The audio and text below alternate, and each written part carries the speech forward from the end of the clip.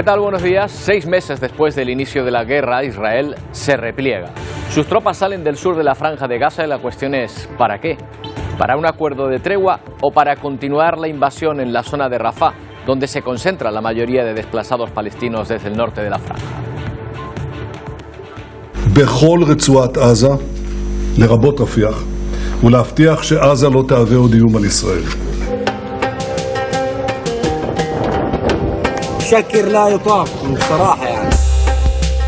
A favor de continuar la invasión apuesta el ejército israelí, que asegura que los objetivos no se han completado aún, pero están cerca de ello pese a la aplastante superioridad militar de los israelíes. Por la opción del alto el fuego sigue presionando la comunidad internacional a través de la ONU, la mediación de Qatar y la presión más evidente de Estados Unidos, que está soportando el desgaste de la brutal estrategia del gobierno de Benjamín Netanyahu. Pero a Israel se le multiplican los frentes y desde que el lunes bombardeara el consulado iraní en Damasco contiene la respiración en alerta por la esperada respuesta que lleve a cabo la República Islámica. En Oriente Medio comenzamos hoy porque esa retirada de tropas israelíes al sur de la franja no ha impedido que los ataques continúen. Yanira Gómez, Jerusalén.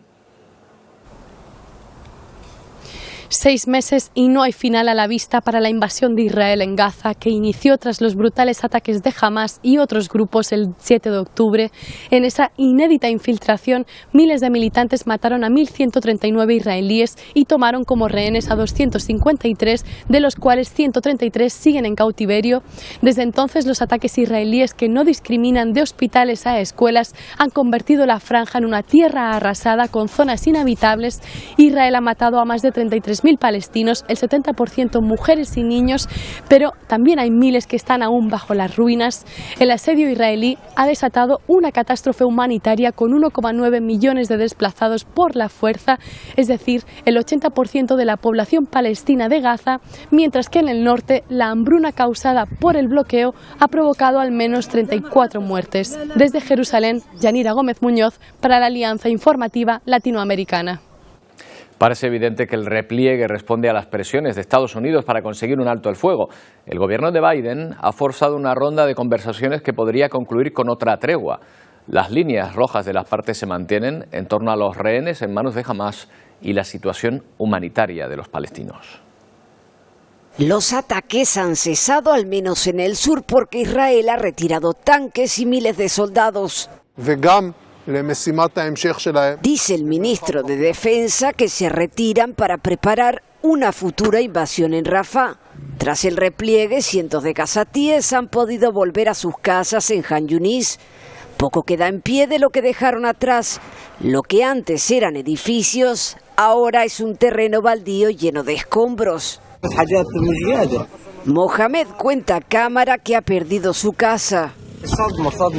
Es un shock, repite sin parar. La guerra entra en el 7º mes con un promedio de más de 180 muertos diarios. En este tiempo han fallecido más de 14.000 niños y la población malvive en medio de la hambruna y la devastación. Israel dice que ha matado a 13.000 terroristas y que han muerto 600 de sus soldados. Pese a las cifras, Netanyahu no se rinde. Dice que la victoria está a un paso, pero la realidad es que está cada vez más aislado. El presidente de Israel se enfrenta a presiones dentro y fuera de su país. Entre ellos Egipto, quien ha confirmado que aumentará 300 el número de camiones diarios con ayuda humanitaria que entrarán a la franja. La retirada de tropas, lejos de aliviar las tensiones, está generando cierto desconcierto en los países vecinos. Irán, la principal fuerza opositora de Israel, mantiene su amenaza por el ataque israelí al consulado sirio en Damasco, que acabó con la vida de 7 mandos militares iraníes. Por otro lado, los hutíes de Yemen, también con apoyo iraní, anuncian varios ataques contra barcos israelíes, británicos y estadounidenses. En las últimas horas 3 personas han muerto, incluyendo un alto mando del partido milicia chií libanés Hezbollah en el sur del Líbano a causa de un ataque israelí. Y al menos 12 personas han muerto este fin de semana en la guerra de Ucrania, donde se mantiene el cruce de ataques y acusaciones. Ucrania se desvincula del último bombardeo a la central de Zaporilla e insiste en que sus sistemas de defensa no son suficientes. 2 ataques rusos contra Kharkov mataron a 8 personas e hirieron al menos a una decena este fin de semana. Otros 3 civiles murieron en Zaporilla por un ataque de Rusia con 24 drones iraníes. Es bastante obvio que nuestras capacidades de defensa en Ucrania no son suficientes, dice un Zelensky que todavía confía en que el Congreso de Estados Unidos apruebe un nuevo paquete de ayuda. Rusia también destruyó un almacén de armas ucraniano y sus sistemas de defensa interceptaron múltiples cohetes disparados por Kiev. Hubo una gran explosión, pensé que era un misil, dice esta vecina de la región de Donetsk, controlada por Rusia. Una mujer murió en el ataque. Las formaciones armadas de Ucrania bombardearon la aldea de Makivka, dice este investigador militar ruso, que añade que el bombardeo se ha producido sobre una zona residencial. Por su parte, Ucrania ha negado su responsabilidad en el ataque con drones contra la central nuclear de Zaporilla ocupada por Rusia, que denunció el Organismo Internacional de Energía Atómica este fin de semana. Y se cumplen 30 años del genocidio en Ruanda. Se calcula que 1 millón de personas fueron asesinadas, un 70% de la etnia tutsi. Anoche miles de ruandeses y una decena de jefes de Estado y de Gobierno conmemoraban este aniversario con una vigilia. Mostraban los avances del país, pero también las heridas que ha dejado ese genocidio y que todavía hoy no han cicatrizado. Para el mundo fue un jueves cualquiera, pero en Ruanda el 7 de abril del 94 fue el inicio del terror, de un genocidio que duró 99 días y cuyas cicatrices aún no se han cerrado del todo. No recuerdo nada porque era un bebé, no recuerdo qué pasó aquellos días, explica Dominique, un treintañero ruandés que fue llevado a un orfanato después de que lo encontraran vivo entre los cuerpos asesinados de su familia. Dominique era parte de la minoría tutsi, una etnia a la que los colonos belgas beneficiaron en detrimento de la mayoría que eran los hutus. Tras conseguir la independencia, estos últimos llegaron al poder. Un atentado contra el presidente fue la excusa para que los extremistas hutus iniciaran una limpieza étnica que acabó con la vida de casi 1 millón de tutsis y hutus moderados. Me siento fuera de lugar y no tengo confianza, explica Dominique. De pequeño sufrió acoso escolar porque sospechaban de que podría ser hutu. En realidad no sabe cuáles son sus raíces, una experiencia que le ha marcado y ha plasmado en un libro. Durante esos 99 días, 1 millón de personas murieron asesinadas, otras decenas de miles tuvieron que huir del terror y las mujeres además sufrieron violaciones, unas 250.000 según datos de la ONU. Una organización que en su día le dio la espalda al terror y que hoy, 30 años después, recuerda el genocidio para evitar que algo parecido vuelva a ocurrir. Crisis diplomática entre México y Ecuador. El pasado viernes un grupo de policías y militares irrumpía en la embajada mexicana para detener al ex vicepresidente ecuatoriano Jorge Glass. Según argumenta el gobierno ecuatoriano, Glass tenía que cumplir condena tras varias sentencias judiciales. El caso es que la invasión de este espacio soberano, diplomáticamente hablando, ha causado una gran indignación internacional, mientras Glass ha vuelto a ser encarcelado. En diciembre, México había dado asilo político a Jorge Glass. El ex vicepresidente ecuatoriano se declaró como perseguido político. Sobre él pesaba una orden de detención e ingreso en prisión por un caso de malversación en su país. Durante estos meses ha estado en la embajada mexicana hasta el viernes. Es lo peor que puede suceder. Esto es en contra de todo el derecho internacional. Es gravísimo. Me golpearon y cometieron un atropello. Este es el momento en el que militares y policías ecuatorianos entran a la fuerza en la embajada, un hecho que ha sorprendido también a los propios ciudadanos. ¡Entreguen el control de la puerta! Yo no quisiera que se vean afectados estos lazos, al menos con México. Deberían solucionar esto de manera pacífica. La aspiración de todos los pueblos, tanto el mexicano como el ecuatoriano, que somos pueblos hermanos. El hecho ha sorprendido y también ha indignado no solo a México, sino a otros países latinoamericanos, también a España y a Estados Unidos. Nunca en la historia de México, y yo diría en la historia reciente de América Latina, había sucedido, ni en las peores épocas. Para el Ecuador, ningún delincuente puede ser considerado un perseguido político cuando ha sido condenado con sentencia ejecutoriada y con disposición de captura emitida por las autoridades judiciales. Las relaciones entre ambos países están rotas. Se ha cometido un error porque Jorge Glass, el vicepresidente entre 2013 y 2018, ya ha sido condenado y tiene aperturados otros casos por corrupción. Según este experto, parte del error fue de México al conceder el asilo político a Jorge Glass cuando ya había sido condenado. En cualquier caso, los diplomáticos mexicanos han viajado ya de regreso a su país. Bueno, este asalto en todo caso parece contravenir todas las normas de derecho internacional. Vamos a ver hasta qué punto. Ruth Martinón es profesora de Derecho Internacional Público y Relaciones Internacionales de la Universidad de La Laguna. ¿Qué tal, Ruth? Buenos días. Hola, buenos días. Bueno, es exagerado decir que Ecuador ha entrado ilegalmente en territorio mexicano, prácticamente que lo ha invadido. Bueno, eso no es exacto. Las embajadas no son territorio de un estado en otro estado. Con lo cual, hace ya mucho tiempo que no se defiende eso. Las embajadas, las misiones diplomáticas son inviolables porque el derecho internacional así lo establece para el mejor ejercicio de su función, pero no porque sean territorio de un estado en otro estado. Entiendo, o sea, el terreno que ocupa una embajada no es del país que representa, vaya. No. En todo es decir, caso, la embajada de México en Quito es territorio ecuatoriano, pero eso no significa que las fuerzas y cuerpos de seguridad del Estado ecuatoriano puedan entrar en la embajada. No pueden nunca, salvo que tengan el permiso expreso del embajador. Claro, ahí está,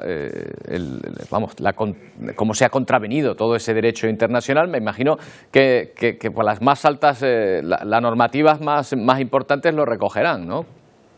Bueno, en concreto se viola la Convención de Viena sobre Relaciones Diplomáticas de los años 60 que han firmado, yo creo que todos los estados del mundo son parte, pero es que además este tratado es un tratado que lo que ha hecho es codificar el derecho internacional general, es decir, normas consuetudinarias universales aceptadas por todos los estados del mundo. Y de hecho, cuando este aspecto se codifica, la inviolabilidad de las misiones diplomáticas, hubo un consenso total.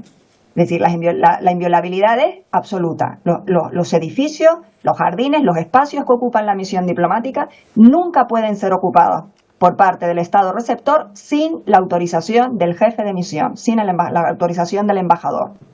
Claro, miremos ahora desde el otro punto de vista, el asilo diplomático concedido a esta persona que estaba condenada ya. ¿El asilo diplomático no tiene límites? ¿Se puede conceder a cualquier persona sin justificación? Bueno, eso sí que es verdad que no está regulado de la misma manera. De hecho, es una institución principalmente de carácter latinoamericano. Por eso, Julian Assange, cuando en Londres elige una embajada para protegerse, precisamente eligió la de Ecuador. Porque esta es una institución, sobre todo, propia de los estados latinoamericanos. Y el resto de estados del mundo pueden ejercerla o no, generalmente a través de otro tipo de convenios particulares. ¿Qué pasa? Que en principio no se debería ejercer para,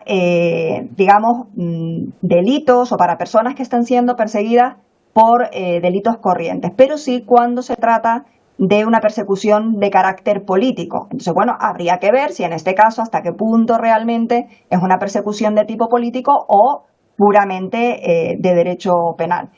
El problema es que aún así no pueden entrar en la embajada. Es decir, aunque fuese cierto que este señor debiese ser perseguido, ¿no? Porque ha cometido delitos que no tienen ningún carácter político, sino son puros comportamientos criminales, aún así la vía no es entrar en la embajada por parte de la policía, del ejército, etcétera. No pueden entrar en la embajada. México anuncia que acudirá desde hoy a la Corte Internacional de Justicia. ¿Qué puede obtener de ahí? Pues con una alta probabilidad que el Tribunal Internacional de Justicia le dé la razón y, por tanto, que haya alguna medida de resarcimiento, por supuesto, aparte de lo que es la propia sentencia en sí, indemnización, etcétera. Claro, que me imagino que la mayor condena o la mayor presión es diplomática, ¿no? Porque esta es una pérdida de prestigio para el país desde el punto de vista diplomático. Por supuesto. De hecho, no he leído que ningún Estado haya apoyado a Ecuador. O sea, pueden a lo mejor, si son políticamente afines no a su gobierno, no condenarlo con fuerza, pero desde luego no apoyarlo. Y de hecho, incluso está teniendo problemas internos, ¿no?, con fuerzas políticas que hasta ahora habían apoyado al gobierno actual y que ahora se están alejando porque la violación del derecho internacional que se ha cometido es muy evidente. Bueno, pues así está muy grave, muy grave. Así está la situación. Ruth Martinón, muchas gracias, le agradezco su tiempo. Buenos días. Muchas gracias a ustedes, buen día. Bueno, y la Comunidad Valenciana vuelve a ser noticia por un gran incendio. Esta vez ocurrió en un polígono industrial donde un total de 6 naves ardieron durante la tarde de ayer. Tuvieron que intervenir 7 dotaciones de bomberos que trabajaron sin descanso en esta empresa de electrodomésticos en la localidad de Sollana. A pesar de lo espectacular de las imágenes, las llamas no han afectado a otras empresas que también estaban en ese polígono. Y por suerte, tampoco hay que lamentar daños personales. Y el Banco de España rechaza poner tope a los precios de las viviendas y forzar la colocación de inmuebles vacíos en el mercado, limitando, por ejemplo, el alquiler vacacional. El gobernador Pablo Hernández de Cos ha defendido que cualquier medida que no apueste por incentivar y promover la oferta, también desde lo público, no va a resolver el problema. Cos cree que existe un desequilibrio importante entre la oferta y la demanda, pero que poner límite máximo a los precios podría tener consecuencias negativas y provocar el efecto contrario al que pretende. Esta semana se van a reunir ayuntamientos y Gobierno de Canarias para hablar sobre el anteproyecto de ley de vivienda vacacional. Se va a hablar en una ordenanza tipo, acompañada de planos de zonificación, para que sean los consistorios los que decidan qué zona está más tensionada y cuáles puedan poder seguir dando licencia vacacional. La patronal hotelera de la provincia tinerfeña respalda la norma y considera que el problema no está tanto en el turismo, sino en la falta de infraestructuras comparada con el incremento de población que ha vivido las islas.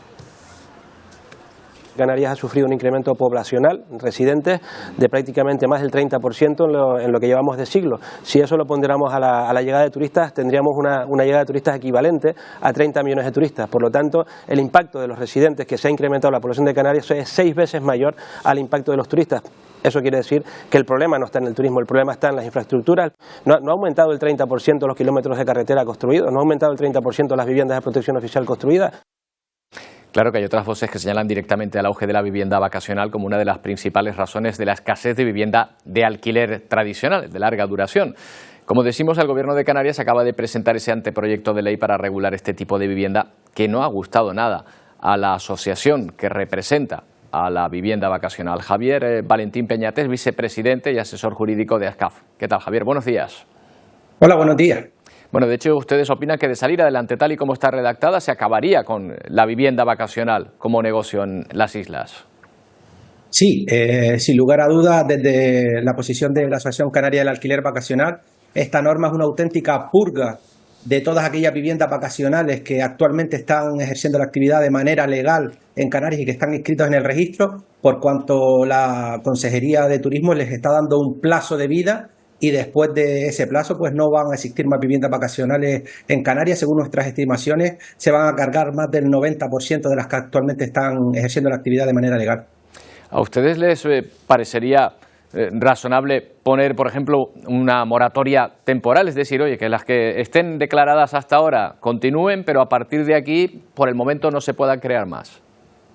Sí, de hecho, desde la Asociación Canaria del Alquiler Vacacional, cuando nos reunimos allá en el mes de septiembre del 2023 con la Consejería, le dijimos que debían ser especialmente sensibles con las viviendas vacacionales que pertenecían a los pequeños propietarios, aquellos que tienen 1 o 2 viviendas, que son a quienes nosotros realmente representamos, y que en cualquier caso, por supuesto, entendemos que el crecimiento no puede ser ilimitado, pero sí hay que consolidar el uso de aquellos que están ejerciendo la actividad de manera legal en Canarias, pero la Consejería no nos ha hecho ningún caso y además ha sacado un anteproyecto que es la ley más restrictiva de toda la Unión Europea en materia de vivienda vacacional.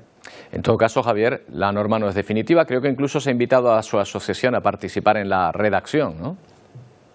Bueno, a participar en la redacción no. Nos han convocado a escucharnos en 3 reuniones, hemos ido a las 3. Nos han escuchado, pero no nos han oído, porque no han admitido ninguna, no solo lo que hemos manifestado en las distintas reuniones. Cierto es que en la última reunión la Asociación Canaria, que fue el pasado jueves, la Asociación Canaria del Alquiler Vacacional asistió a la reunión, pero no manifestó absolutamente nada porque nos entendíamos que este anteproyecto es una auténtica declaración de guerra contra el sector y, por supuesto, cuando tú haces tus propuestas, cuando tú solicitas que se consolide el uso de las que están, cuando tú solicitas que se tenga especial sensibilidad con las familias canarias, que son más de 48.000 puestos de Canarias de trabajo que estamos creando en Canarias, y la Consejería de Turismo pues no hace caso omiso a nuestra demanda, entendemos que no nos quieren escuchar, que han cumplido el trámite de invitarnos a la reunión, pero entendemos que desde la Consejería no hay ninguna intención real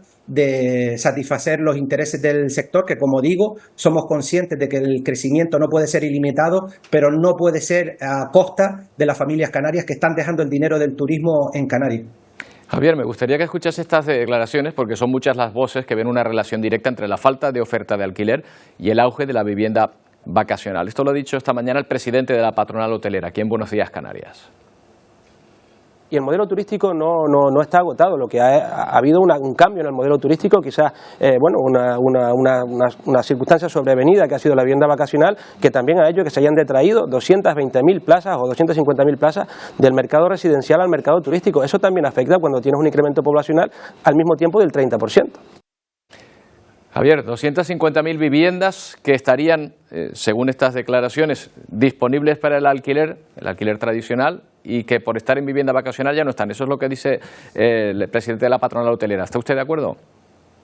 Bueno, el presidente de la patronal hotelera, recordemos, de la provincia de Tenerife, porque no ha sucedido lo mismo con la Federación de la Hostelería de la provincia de Las Palmas, que fueron críticos con este anteproyecto. Obviamente el señor Marichal aplaudía con las orejas el otro día en la reunión y felicitó al gobierno de Canarias por esta sensacional anteproyecto de ley, y obviamente si consigues quitarte de en medio al 90% de la vivienda de las viviendas vacacionales y te quieres comer tú solo la tartita del turismo, pues obviamente vas a estar más que contento. Pero es que estos datos que dice el señor Marichal, que quedan muy bien en los periódicos, están totalmente contradichos, no con los datos nuestros de la Asociación Canaria del Alquiler Vacacional, sino un informe que presentó el Colegio de Economistas de Las Palmas el pasado viernes, la pasada semana. Es un informe muy reciente, elaborado por una profesora de la Universidad de Las Palmas de Gran Canaria, que establece que esas cifras que está manejando el gobierno de Canarias no son reales y que el 57% de las que están registradas realmente nunca se sacaron del mercado de la vivienda vacacional. Lo que sí ha sucedido es un auténtico efecto llamada que ha creado el propio gobierno de Canarias, porque fíjense este dato: desde octubre del año pasado, es decir, en menos de 6 meses, se han dado de alta 12.000 viviendas vacacionales, y esto se lo tenemos que agradecer al gobierno de Canarias con su efecto llamada. Lo que está sucediendo es que muchas de estas viviendas vacacionales son viviendas vacacionales, permítame la expresión, fantasma, porque han cursado el alta como vivienda vacacional por si acaso la normativa fuese más restrictiva en el futuro, aunque realmente no se están dedicando al alquiler vacacional, con lo que es rotundamente incierto que a fecha de hoy realmente se estén dedicando al alquiler vacacional. 50.000 viviendas en toda Canarias son muchas menos. Bueno, pues tiene todavía recorrido este anteproyecto de ley hasta que sea definitivo. Tendremos oportunidad de seguir hablando. Javier, gracias por atendernos. Buenos días. Muchísimas gracias a ustedes. Y hoy es un día importante para los que les gustan los fenómenos astronómicos, porque se podrá contemplar un eclipse de sol en determinada parte del mundo, pero ojo, que también desde Canarias vamos a poder ver un cachito. Enseguida les decimos cómo.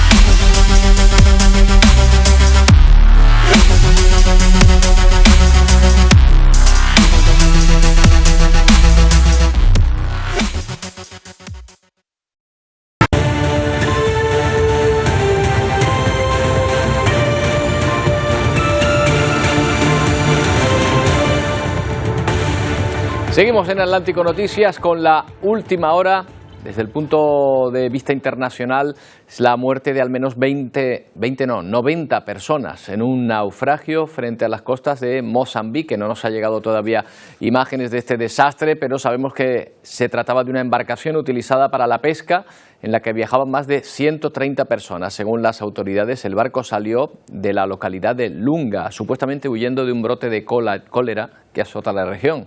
Se apunta al hacinamiento que había en ese barco como causa del naufragio. Bueno, y en Panamá, las fuerzas de seguridad contra el narcoterrorismo han desmantelado 55 campamentos ilegales ubicados en la selva. Los cabecillas se dedicaban a traficar con migrantes colombianos. Además, realizaban otras actividades ilegales como el tráfico de armas, municiones y estupefacientes. En el momento de desmantelamiento detuvieron a 3 panameños involucrados, rescatando a 2 personas migrantes. En este momento tenemos una operación de carácter permanente en el sector para dar con la ubicación de más personas que se dedican a este tipo de actividad y poner a buen recaudo y a orden las autoridades competentes a toda persona que se dedique a traficar migrantes por el sector panameño. Bueno, y otra operación de mucha menor magnitud, pero que nos ha llamado la atención por la sangre fría de los intervinientes. Verán, en una parroquia de México, las cámaras de seguridad grababan cómo un hombre se llevaba el dinero del cepillo, con la colaboración de su familia también, que ahí ven cómo se pone a rezar. En realidad lo que están haciendo es un parapeto para que el ladrón, vestido con camisa azul, pues vaya metiendo la mano en el cepillo, con un alambre exactamente, para poder ir sacando poco a poco los billetes. El vídeo se ha viralizado en las redes sociales. Bueno, y desconocemos qué ha robado esta persona, pero los vecinos de la capital del estado de Veracruz, en México, tenían claro que era un delincuente y no dudaron en apresarlo de esta curiosa manera, atándolo a un poste con cinta americana y llamando a la policía para que se lo llevara. Lo acusan de romper cristales de los coches y de tratar de llevarse, entre otras cosas, las baterías de los vehículos. Bueno, y ahora 2 historias de superación, ambas con mujeres como protagonistas. En Bolivia, las conocidas como cholitas, 4 mujeres indígenas, se preparan a conciencia para escalar nada más y nada menos que el Everest. Mientras, en México, otro grupo de 6 mujeres ha sido ovacionado al volver, tras quedar terceras en una llamativa carrera de relevos en Estados Unidos. Han recorrido en total casi 500 kilómetros. 4 mujeres indígenas bolivianas que han escalado algunas de las montañas más desafiantes de América Latina buscan ahora hacer cima en el Everest. Son las denominadas cholitas y destacan, además de por su fuerza de voluntad, por sus tradicionales faldas polleras. Los orígenes de su afición los encontramos en su labor como porteadoras. Experiencia en otras cumbres ya tienen. Cuando he llegado a la cumbre, yo he sentido como hubiera estado en el aire, ¿no? Y casi como en el cielo. Ahora, por ejemplo, me gusta más subir a la montaña que tejer. Sus ondulantes faldas rojas y sus coloridas mantas las hacen aún más llamativas. Dejando parte del equipo moderno de escalada a un lado, lo suyo es una cuesta arriba a la antigua usanza.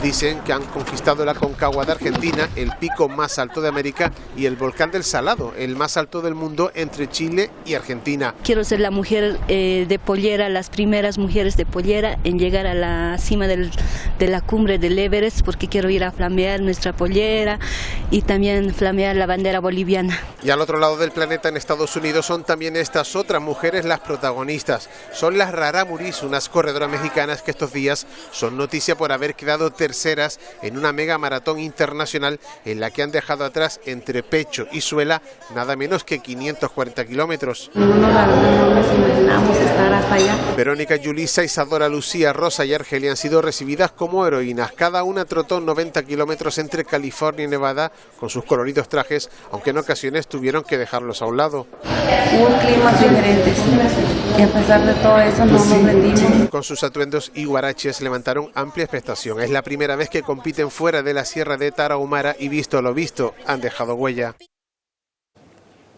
Desde luego que sí, todo un ejemplo. Bueno, hoy tendrá lugar uno de los fenómenos astronómicos más ansiados en las últimas décadas, tanto por la comunidad científica como por los aficionados. Un eclipse solar de 4 minutos nada menos en el que la luna avanzará de manera gradual hasta tapar la luz del sol. se podrá observar a partir de las 8:17 de la noche aquí, en las islas, aunque solo serán unos minutos y por una breve parte de la totalidad. En cambio, en México, en Estados Unidos y Canadá van a poder verlo prácticamente al completo. Alfred Rosenberg es astrofísico, divulgador del Instituto de Astrofísica de Canarias. ¿Qué tal, Alfred? Buenos días. Hola, ¿qué hay? Muy buenos días. Bueno, para ustedes esto es una fiesta, ¿no? Un acontecimiento siempre esperado, ¿no? Bueno, sí, sobre todo allí, en donde van a poder ver la totalidad del eclipse. Desde Canarias vamos a ver una pequeña parte, de aquí va a ser algo anecdótico y va a ser, pues bueno, en la puesta de sol, 10 minutos antes aproximadamente de la puesta de sol, a las 8:17 comenzará a cubrirse un poco del disco solar con la luna y alcanzará un 3, 4, un poquito más desde la palma, un 6, 7, 8% de esa cobertura del disco solar. Claro. Desde aquí no será nada espectacular, pero bueno, siempre sorprende ver que la Tierra, la Luna y el Sol se alinean, ¿no?, en el espacio. Claro, desde aquí no se va a ver apenas, porque a simple vista no se nota, ¿no? En todo caso, para verlo, protegerse bien, ¿no? O sea, aunque sea para ver ese trocito. Siempre que observemos el Sol tenemos que usar precauciones. Una de ellas principal es utilizar unas gafas de eclipse de sol, son estas gafas típicas plateadas o oscuras, negras, que nos van a permitir observar el Sol directamente, esté eclipsado o no. Podremos ver qué aspecto tiene el disco del Sol.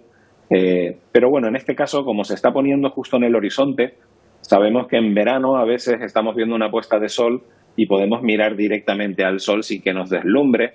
Si este fuese el caso, si hay calima o hay nubes en el horizonte que ocultan parcialmente el brillo del Sol, pues podríamos mirar de reojo a ver si somos capaces de distinguir esta pequeña mordedura en la parte inferior derecha del Sol. Va a durar muy poquito, solo esos 10 minutitos de la puesta de sol, y eso sí, tenemos que estar en algún lugar de las islas, sobre todo se va a ver solo desde las islas de la provincia de Santa Cruz de Tenerife, buscar lugares en el norte o del oeste, desde las cuales podamos ver la puesta de sol. Esas serían las condiciones necesarias para poder verlo. Desde lugares como Santa Cruz de Tenerife no se puede ver porque tenemos la isla que nos impide ver la puesta de sol. Los que hemos podido asistir a un eclipse total, la verdad es que es un espectáculo muy distinto a lo que es el anochecer habitualmente. Cualquiera que pueda pensar, bueno, esto es como hacerse de noche. No tiene nada que ver. Pero me temo que en los próximos años, si queremos verlo al completo, tendremos que viajar, ¿no?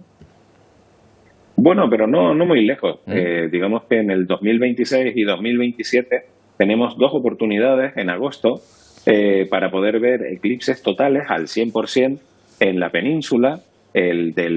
Uno es el 12 de agosto del 2026, que recorrerá el norte, una franja del norte de la península, y en el 2027, el 2 de agosto, pues pasará por el estrecho de Gibraltar. Así que hay 2 muy buenas oportunidades para poder ver eclipses totales. Hay que tener en cuenta que la Luna es una cuarta parte del tamaño de la Tierra.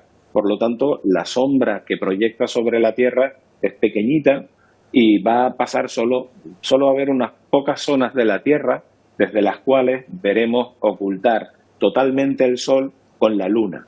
Entonces, digamos una ocasión excepcional. No ocurría desde 1912 en que hubiese un eclipse total que pasase sobre la península, hace más de un siglo. Así que, bueno, esta oportunidad de ver 2 seguidos en el 26 y en el 27 es algo que no podemos desaprovechar. No, pues no hay que desaprovecharlo el poder asistir a una experiencia de esta, porque además los tienen calculados ustedes cuánto van a ser todos los siguientes, y por Canarias por el momento no va a pasar, no van a pasar ninguno, ¿eh? No, me temo que uno bien total pues va a ocurrir en el 2243. Ah, bueno, pues entonces esperamos. Todavía.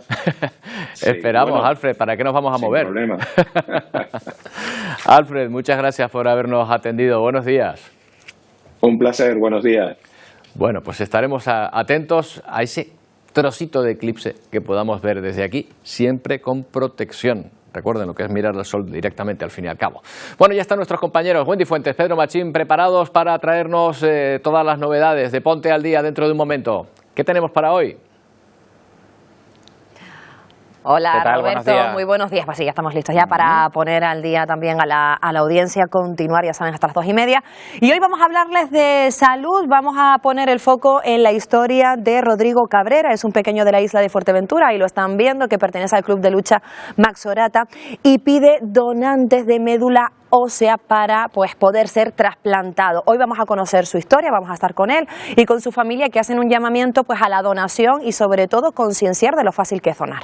También vamos a conocer de cerca la historia de Alejandro, un tinerfeño que fue diagnosticado con trastorno bipolar en el año 2004. Vamos a conocer de cerca su caso, cómo ha sido su evolución, cómo fue ese momento del diagnóstico, y lo vamos a hacer a raíz de la publicación de su libro que pretende dar visibilidad a esta patología.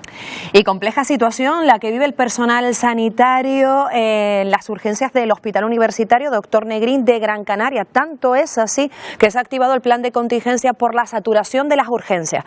Vamos a poder hablar con enfermeros, enfermeras y con el sindicato SATSE para contarles en profundidad qué está ocurriendo. Y hablaremos también del talento canario. ¿Existe, se queda aquí o se va fuera? Vamos a plantear esta pregunta a raíz de las últimas declaraciones de la exministra Cristina Garmendia, que en una visita reciente a Canarias decía que faltaba talento porque las empresas no querían establecerse aquí en el archipiélago. Vamos a hacer una radiografía de este asunto con datos, con testimonios, junto a muchísimos asuntos más, por supuesto, ya lo saben, a partir de las 12 en punto aquí en Ponte al Día. Hasta ahora. Hasta ahora, compañeros. Hoy empieza un juicio sin precedentes en Estrasburgo. El Tribunal Europeo de Derechos Humanos acoge varios casos por inacción política ante la crisis climática.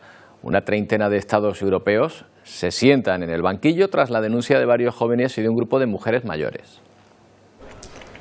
Miles de mujeres suizas se alzaron hace 6 años contra su gobierno porque consideraban que no hacía lo suficiente para luchar contra las emisiones de gases de efecto invernadero. La situación climática es una catástrofe.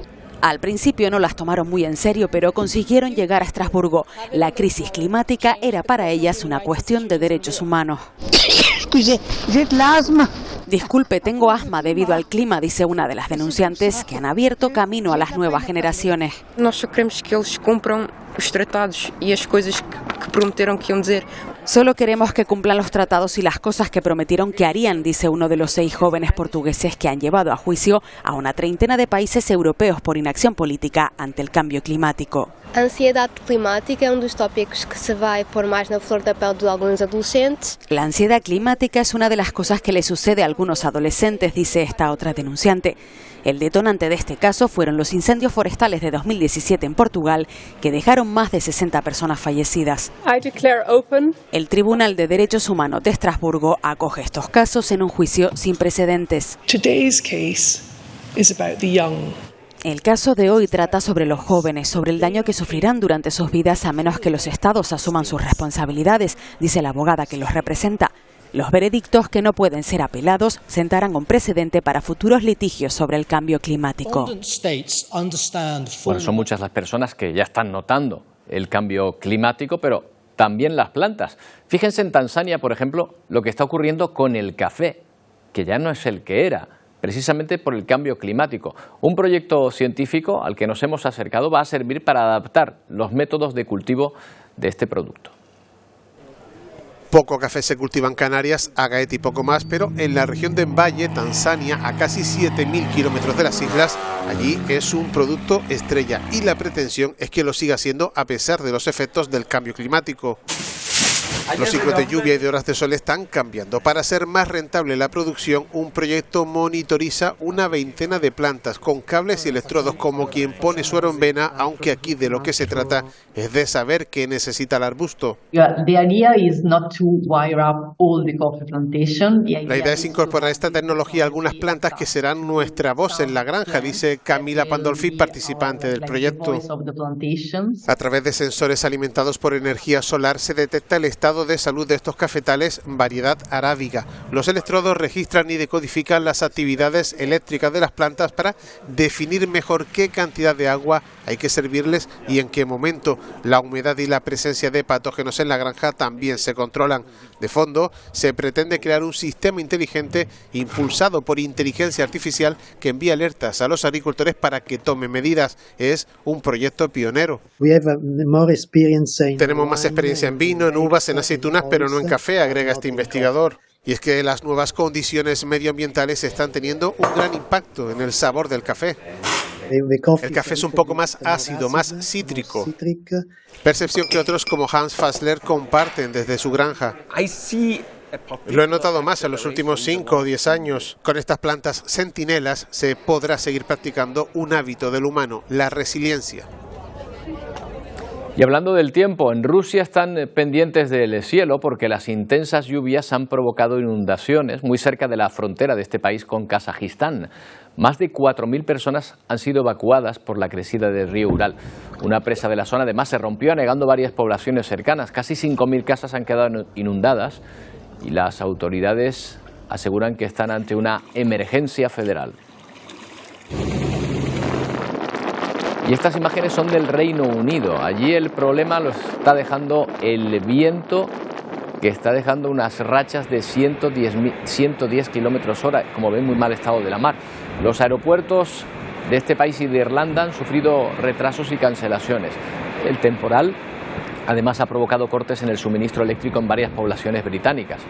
Aunque no lo parezca por las imágenes, la tormenta ha dejado temperaturas más altas de lo normal. Este fin de semana han alcanzado los 22 grados.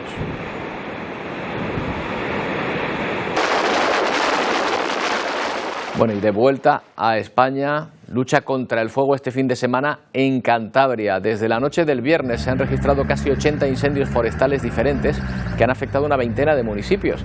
Por suerte, las condiciones meteorológicas cambiaron ayer domingo con un aumento de la humedad, bajada de temperaturas de hasta 10 grados y disminución del viento. Incluso apareció algo de lluvia. Hoy solo queda activo uno de esos focos y ya está controlado. Y comenzamos la semana después de un fin de semana en el que hemos tenido un poquito de todo. Emilia, ¿qué nos queda por delante? Buenos días. ¿Qué tal? Buenos días, Roberto. Bueno, pues nos queda por delante hoy como día más húmedo de toda la semana y luego ya calor.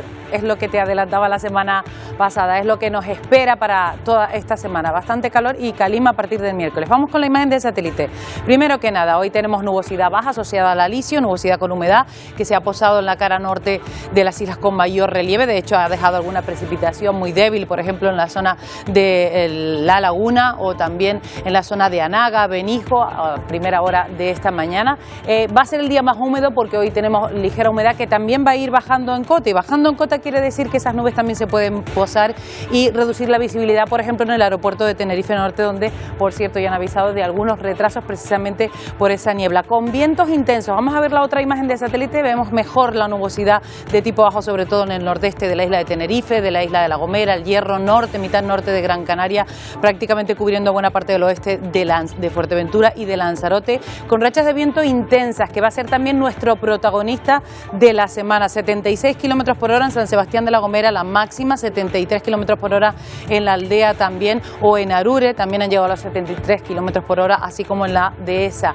en la isla del Hierro. El viento va a soplar con intensidad durante buena parte de la semana, por lo menos hasta el miércoles.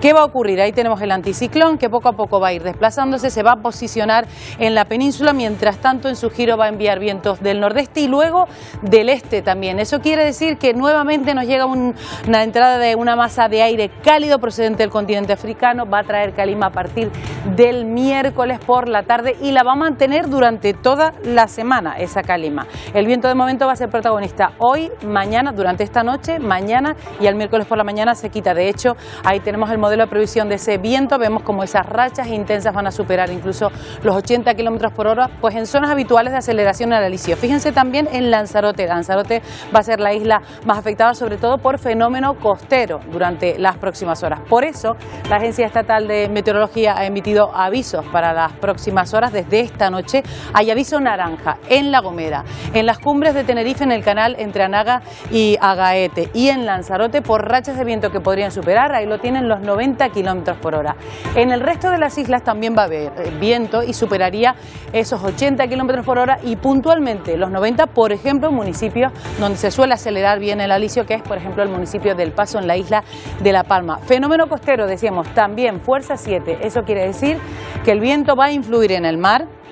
Puede levantar olas de más de 3,5 metros de altura. Esas rachas van a soplar en torno a los 61 kilómetros por hora y fuerza 8 puntualmente, que quiere decir que ese viento podría superar los 74 kilómetros por hora. Atención en la isla de Lanzarote, entre Órsola y La Graciosa, porque ahí va a haber mar combinada. Eso quiere decir que mar de fondo y mar de viento, las olas podrían variar entre los 4 y los 5 metros de altura. Bueno, pues hechas estas advertencias desde esta noche a las 8 hasta el miércoles por la mañana, la previsión para las próximas horas va a ser de intervalos nubosos poco importante mañana en la cara norte de las islas, sobre todo durante la primera mitad del día, y durante la segunda mitad del día, ¿qué va a ocurrir? Pues se van a ir disipando esas nubes. De hecho, brillará el sol en bastantes municipios. Atención, como digo, las rachas de viento del nordeste intensificándose en esas zonas que hemos especificado, con temperaturas de momento sin grandes cambios y con fenómeno costero, mar gruesa en el norte y marejadilla con áreas de marejada en el sur. Eso mañana martes. El miércoles estaremos hablando de temperaturas bastante más altas, del viento amainando por la tarde y de, como digo, esa entrada de calima, Roberto. Bueno, pues estaremos atentos a ese cambio de temperatura y de nuevo la calima, en fin. Y del viento. ¿Qué le vamos a hacer, Emilia? Venga, hasta mañana. Hasta mañana. Hoy nos vamos hasta China para despedirnos con algo primaveral, tan primaveral como el Festival de las Flores. El Festival Qingming se llama exactamente, gran atracción para turistas durante los últimos 3 días. En la capital, en Pekín, se habilitaron más de 100 áreas para que la gente pudiera admirar las flores en todo su esplendor. Con este espectáculo floral les dejamos hoy. Volvemos mañana a partir de las 11 en una nueva edición de Atlántico Noticias. ¡Feliz día!